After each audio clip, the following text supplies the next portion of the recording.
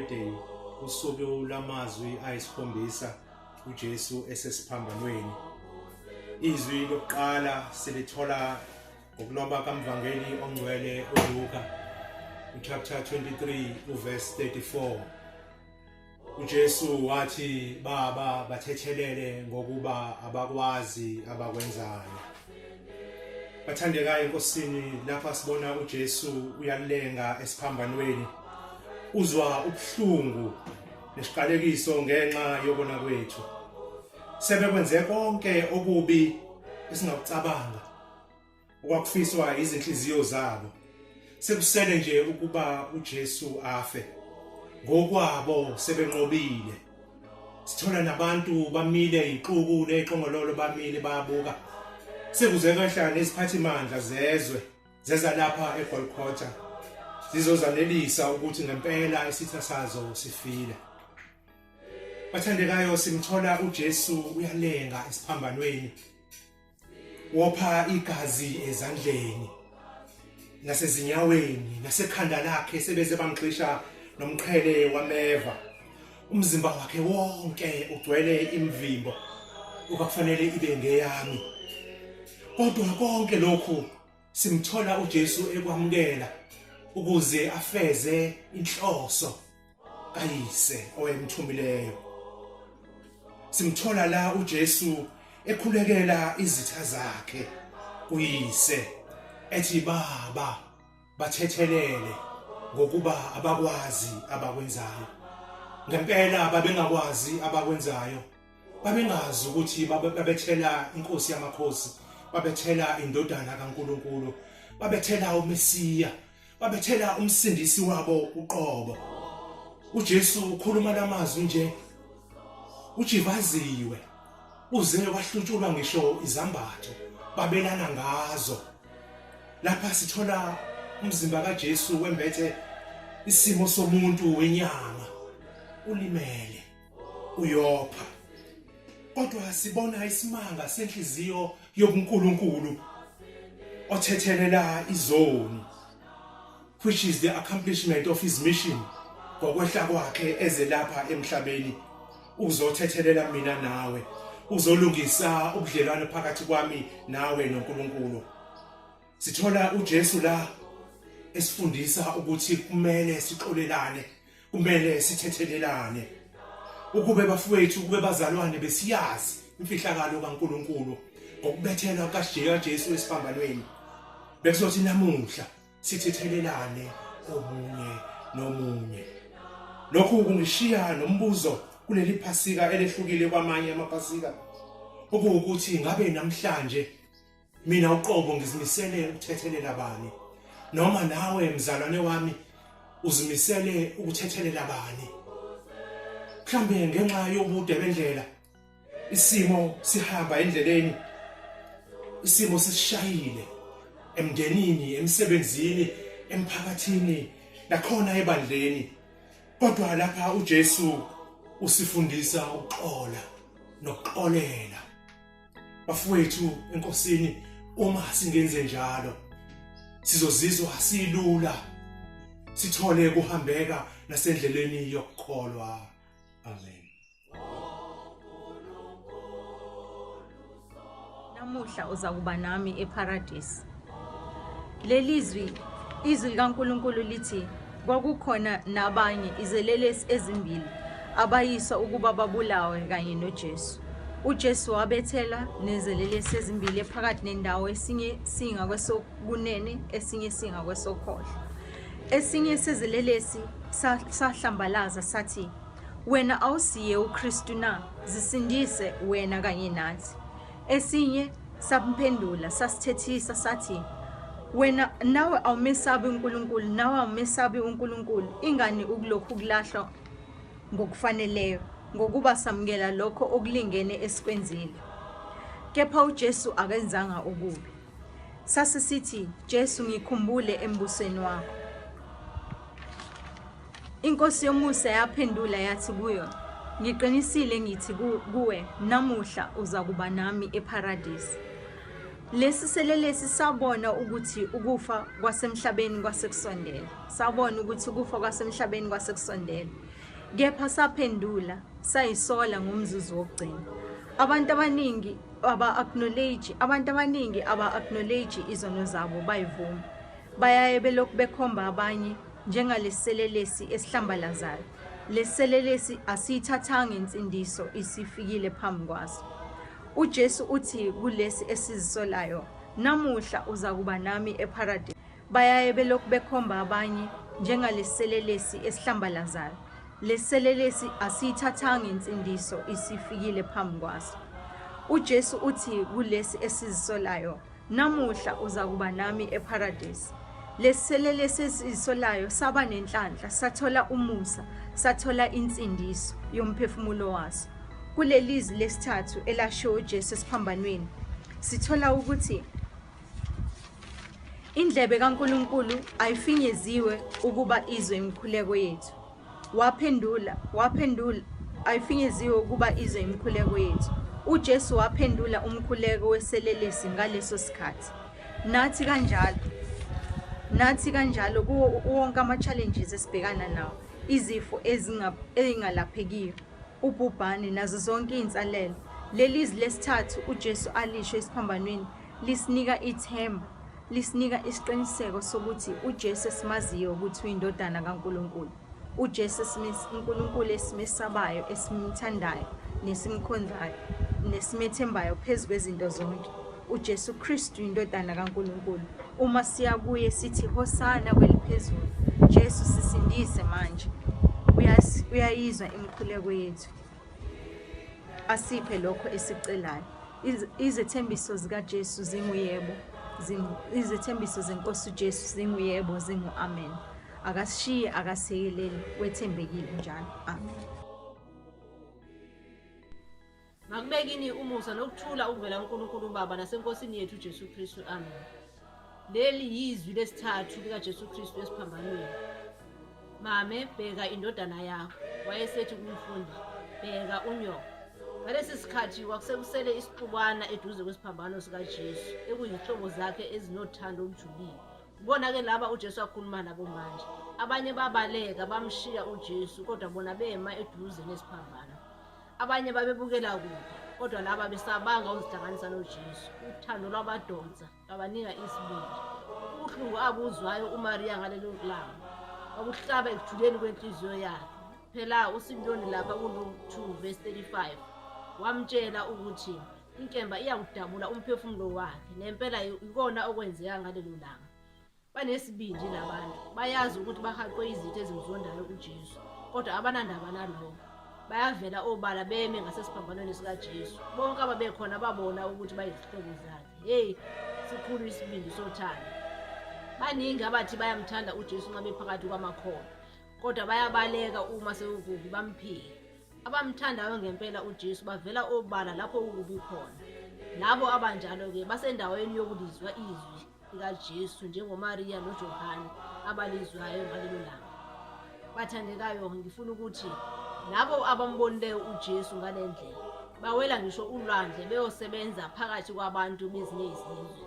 Bayazinikela, baphathe iziguli, basize abampofu, bahambele nabahluphekile. Bayawashiya amakhaya abo amahle namabhizinisi nemali, bahambe izindlela ezinkulu beshumayela ivangeli. Ababuzi ukuthi bazoholani. uJohane akabuzanga ukuthi uzotholani uma ebheka uMaria.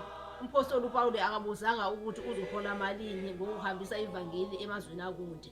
Awufikanga nokufika lo mcabango ngoba uthando alukhulumi kanjalo. Ngifisa ukuthi uma ungamuzwa uJesu ekhuluma nawe, ubiza ukuthi usondele ngasesiphambanweni sakhe.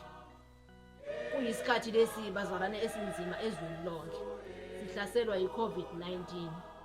Ziyadingeka izisebenzi ezibonene noJesu. Ayadingeka amakholwa ajwayele ukuhlala ngasesiphambanweni sikaJesu, alizwe izwi lakhe lapho ekhuluma. Noma kubonakala sengathi unzima umsebenzi otholwa lapho, uba lula ngenxa yothando. Akubanga nzima kuJohane ukunakekela uMaria ngoba wamphiwa nguJesu.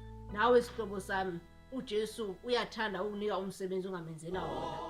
Uma ungakawutholi, mhlawumbe akakajwayelani naye ngokufaneleyo, sondela kuye ulalele. Amen.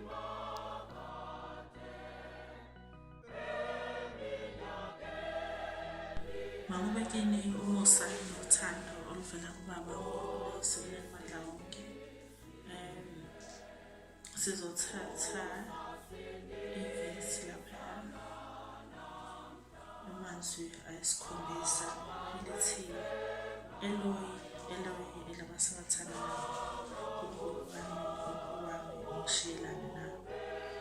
Silithathwa lapha kuMateyu 27 verse 46 elifundeka kanje. Kepha ngehora lesishagalolunye uJesu wamemeza ngezwi elikhulu wathi, Eloi, Eloi lama sabathani. Omuthi Nkulunkulu wami ungishiyelani na. And besibuka uJesu wasukela ekuseni bemshaya bemthifela bemshaya ngamatshe bemhlumeza wangasho lutho. Kuthe uma efika esiphambanweni ila aqala khona wakhuluma. And besibuka ethi Nkulunkulu wami ungishiyelani na. And besibuka indlela enze ngayo wayesuke efela izono zethu. And ukuthi Nkulunkulu wami ungishiyelani na because usike sibone bengabe sakhuluma uma sibuka isithombe uNkulunkulu ekhuluma noBaba because bekade embiza ngoBaba ethi Baba bathathelela ngoba bawazi abayenzayo. Ubekade econnecta with uNkulunkulu embiza ngoBaba. But kuthe uma esefela izono zethu ngoba bekhulumela thina sonke ngenxa yezono asifele nazo. Simbuka uNkulunkulu esebunzimeni and enxusa uNkulunkulu uthi Nkosi ungishiyelani na. And okwenzakalile kwakuyinjongo kaNkulunkulu ngoba kwazi ukuthi uzoletha indodana okuyiyona yodwa izofela izono zethu. And simbuka uNkulunkulu noJesu bengabefela izono zethu and bengibuka ehamba bemshaya benza yonke into ethula. Bese kuthi bese siphambanweni kuyimaya ekhuluma and ngibuka ukuthi uNkulunkulu uJesu ubeka konke esesiphambanweni. And ila ekwazi khona ukuthi inkosi noma ngakuthiwa izimo zikanjani kodwa uthe beqala ukukhuluma wakhuluma sesiphambanweni. Ngibuka izimo noma ngakuthiwa ubani obhekana nazo noma ngakuthiwa siyabhubha njengalesi sikhathi nesimo secorona. Kodwa fanele sithathe sibeke konke esiphambanweni ngoba even uJesu ebethela waqala ukukhuluma esiphambanweni wakubeka konke wathi Nkulunkulu wami ungishiyelani na because wayengekaze amshiye kodwa kwakuwukuthi uzile uzofela thina wazofela izono zethu. And bengibuka lokhu kuthula esiphambanweni ngibuka ukuthi ezisabazalwane kumele konke sithi pass it over to the cross ukuze sikwazi ukudlula zonke izimo sibeke esiphambanweni noma kuthiwa uthwele ubunzima obungakanani uNkulunkulu akakulahlanga. And kuzona zonke izimo ezenzakalayo njengamanje uNkulunkulu still with us. And besibuka isimo bebethelo siphambanweni uJesu and konke akwenzayo kungenxa yomusa nothando asinika lona nasithanda ngalo. Engathi uNkulunkulu angasipha konke sikwazi ukukhumbula ukuthi Nkosi noma ngathiwa izimo esibhekana nazo kangakanani konke sikubeka kuwe sikubeka esiphambanweni. Uthi Eloi, Eloi elamasabathana na.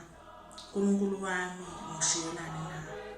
But uNkulunkulu wayazi ukuthi ukuze sikwazi ukusindiswa nokuthi sithi pass it over to the cross wakumele ukuthi athumele indodana yakhe izosifela esiphambanweni.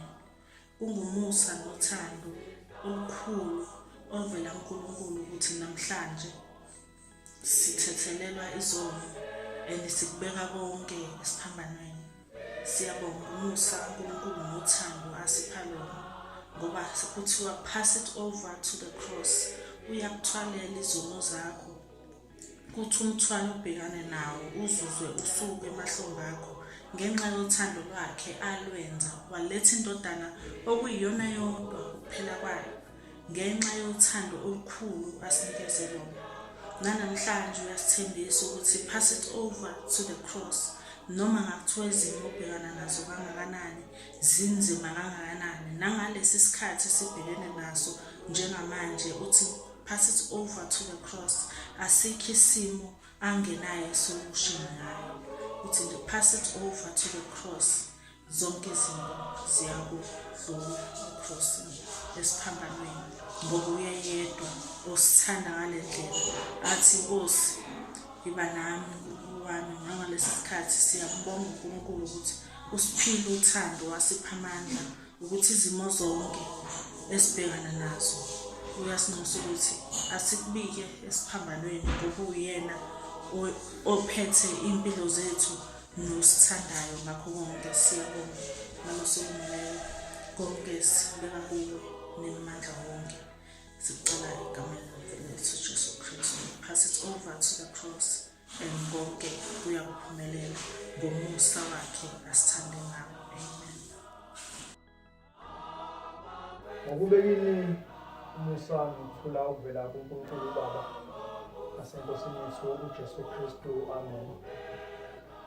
Izwi lethu bazalwane okuyizwi lesihlanu uJesu alisho esesiphambanweni sizolithola lapha encwadini okuloba ukamvangeli uJohane chapter 19 ivesi lika 28 lona elifundeka ngokuthi emva kwalokho uJesu ekwazi ukuthi konke sekuphelelisiwe ukuba umbhalo ugcwaliseke wathi ngomile. Kafushane nje bazalwane lelizwi lifakazela ubuntu bukaNkulunkulu esemhlabeni. Wayengumuntu opheleleyo owayekuzwa konke esikuzwayo thina. Kodwa kubalekile futhi ukuthi siqonde ukuthi nakuba uJesu wayengumuntu nje, wayenguNkulunkulu futhi nangokupheleleyo. Uma uJesu ethi ngomile, kumele siqonde ukuthi ukoma kukaJesu esesiphambanweni elenga kwangasikho ukoma okujwayelekile. Yesi singasho ukuthi womile ngoba usenyameni, nami ngangoma nami wawungoma considering izinto ayisedlule kuzo. Kepha kwangafiki kuphele lapho ukoma kukaJesu, kepha kwakuhambe kuze kufinyelele ekomeni komphefumulo. Ngakho-ke uma ngibuka le ndaba yokoma kukaJesu ngiyithatha ngiyibuke from the spiritual point of view instead of the physical point of view, ngoba uma sihamba ngo-physically kuphela singabuki ukuthi yena wayese beyond u-physical ngoba wayese ku-spiritual. Ngakho-ke konke ayekulangazelele, konke uJesu ayekomele kwaku-spiritual. Uma sibuka encwadini yamaHubo u-42 uvesi 1 no-2 athi obhala kahle, njengendluzele ilangazelele amanzi, kanjalo umphefumulo wami ulangazelela wena Nkulunkulu. Umphefumulo wami womele uNkulunkulu ophilayo. Okusho ukuthi-ke bazalwane, nasey'mpilweni zethu nakuso lesi sikhathi esiyithola sesibhekene naso so-corona nobani, siyamdinga kakhulu uNkulunkulu ukuthi ahlale kithi enhlizweni zethu. Uma ukhumbula lapha endaweni kaMose, uMose ephuma ukuyokhipha abantu ezweni laseGibhithe ebayisa ezweni la-Israyeli, uthi uNkulunkulu kuMose, shaya edwaleni ukuze kuphume amanzi. Washaya nangempela uMose, aphuma amanzi, baphuza abantu bakwa-Israyeli. Ngakho-ke bafowethu, sengizophetha yithi into kumele nathi siphuze kuleli dwala elinguNkulunkulu, leli dwala elinguJesu, ukuthi mangabe sesiphuzile kulo asophinde some. Ngakho-ke masilangazelele kakhulu izinto zikamoya, ngoba ezikamoya yizo ezineqiniso. Uma sizonaka okwenyama kakhulu angeke usisize ngalutho, kepha masinake izinto zikamoya, masilangazelele uNkulunkulu njengoba noJesu ayomele uNkulunkulu. Sengathi umusa kaNkulunkulu odlula ukuqonda konke ungaba nathi manje naphakade. Amen. Makube kini umusa nokuthula okuvela kuNkulunkulu Baba naseNkosini yethu uJesu Kristu. Bazalwane, izwi esikulona manje kuyizwi lesithupha. Litholakala ngokuloba kaMvangeli uJohane uchapter 19 uverse 30. Kwathi ukuba uJesu awamukele uvinika wathi kufeziwe, wagebisa ikhanda wafa. Siyabonga uNkulunkulu nangalesi sikhathi esinzima empilweni zethu, umhlaba wonke sihlaselwe isifo secorona, kodwa uNkulunkulu usenzele umusa ukuthi sisaphila. Sila bazalwane, namhlanje sizokhuluma ngamazwi ayisikhombisa. Izwi esikulona sibheka uJesu esesiphambanweni ethi kufeziwe. Umbuzo esingayibuza wona njengabazalwane ukuthi yini le efeziwe?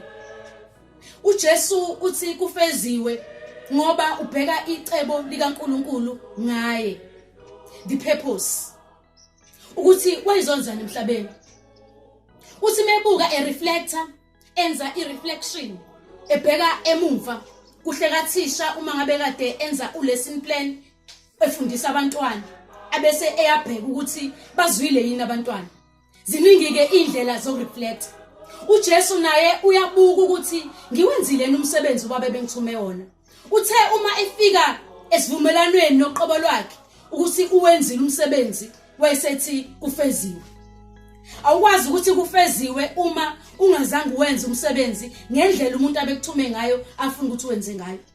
Uma ubheka kuJohn uchapter 17 uverse 4, uthi uJesu uma ekhuleka uyikhulekela yena, ukhulekela abafundi bakhe, ukhulekela abazalwane bonke. Ngikukhazimulisile emhlabeni, ngifeze umsebenzi ongiphe wona ukuba ngiwenze.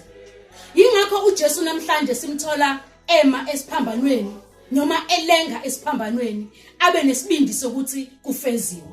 Ingoba ubheka umsebenzi uNkulunkulu abemnike wona wofeza. Kukangaki bazalwane sithi thina kufeziwe sibe singakaqali nokuqala umsebenzi kaNkulunkulu asibizele wona? Kukangaki uma ngabe sifika la endaweni kukhona abantu abashonile sithi uliqedile umuntu ibanga lakhe, ukulwila ukulokuhle? Sisuke siqonda yini ukuthi uNkulunkulu wayemthumeleni umuntu emhlabeni? Ngoba akekho umuntu ofike la emhlabeni by mistake. Wonke umuntu la ngenxa yepurpose kaNkulunkulu.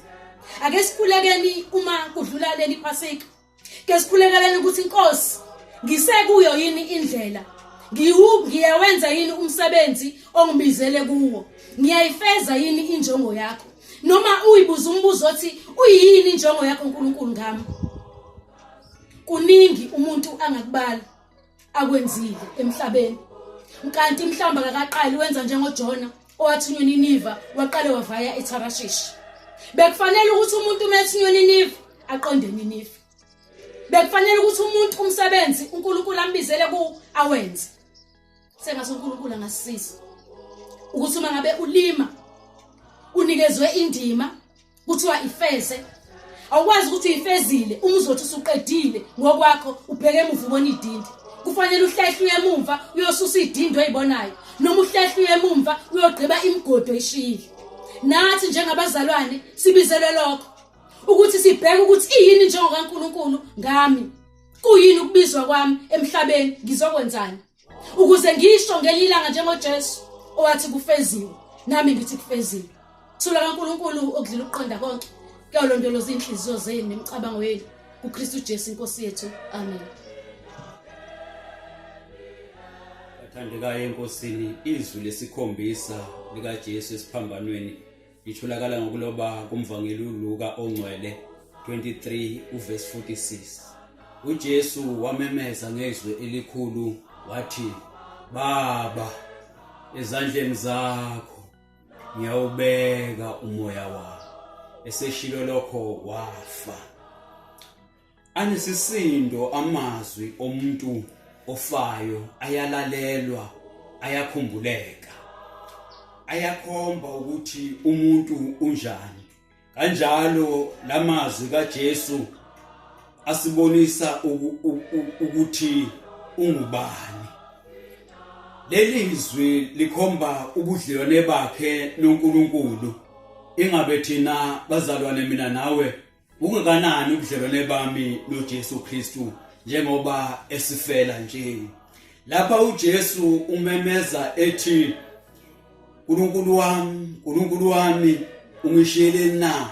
Kwakumnyama kunzima empilweni yakhe ngenxa yezono zethu esifela. Kodwa manje sekuyakhanya uthi Baba esandleni zakho. Uma simuzwa ekhuluma noyise kanjalo kuyafika umcabango wokuthi lamazwi awaqondene nathi, kanti akunjalo. Alotshelwe ukuba siwazi, siwakhumbule, futhi aqondene nathi. Wayefela thina, wayefela ukuba singabi nasono, kepha sibe izimvu zakhe azithola ngenxa yokusidela kwakhe. Futhi lelizwi likhomba ukuthi umphefumulo wakhe uyaphumula ezandleni zaloyo amthembileyo. Ingabe thina ukumthemba kwethu uJesu Kristu ungakanani, umnandi kangakanani ukuphumula ezandleni zikaNkulunkulu.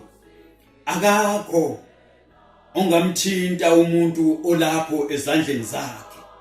Akukho futhi lutho olungamthiya uNkulunkulu uma eselula isandla sakhe ukuba asindise. Nalapho sithinta khona kuyezwakala kwenzeka izimangaliso. Labo ababembulala uJesu babebulala umzimba wakhe, babengenako ukuthinta umoya wakhe.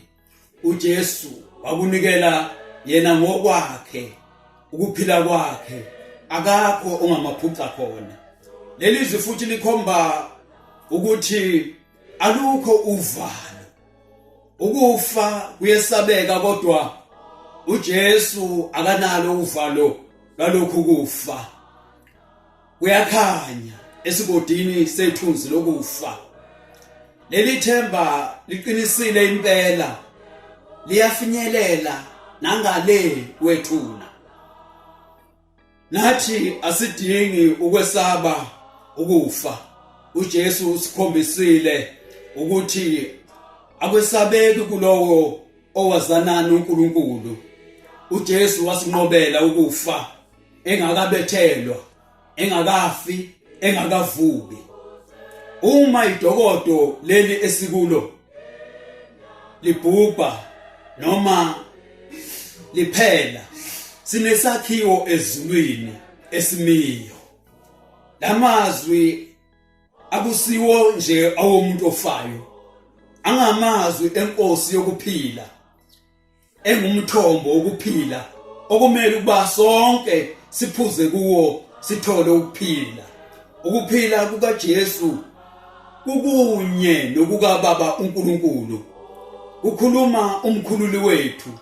Lamazwi akhomba ukupheleliswa komsebenzi kaJesu emhlabeni, ukuba yihlawulo lethu, okuyiwona khiye walendaba yonke yephasika. Ngakho uma sizinikela esandleni sikaNkulunkulu ngoJesu Kristu, sivikelekile futhi siphephile. Usithengile ngomzimba wakhe. Noma sifa sophila phakade. Ukuthula kaNkulunkulu okudlula ukuqonda konke yalondoloza inhliziyo zenu nemicabango yenu kuKristu Jesu. Amen.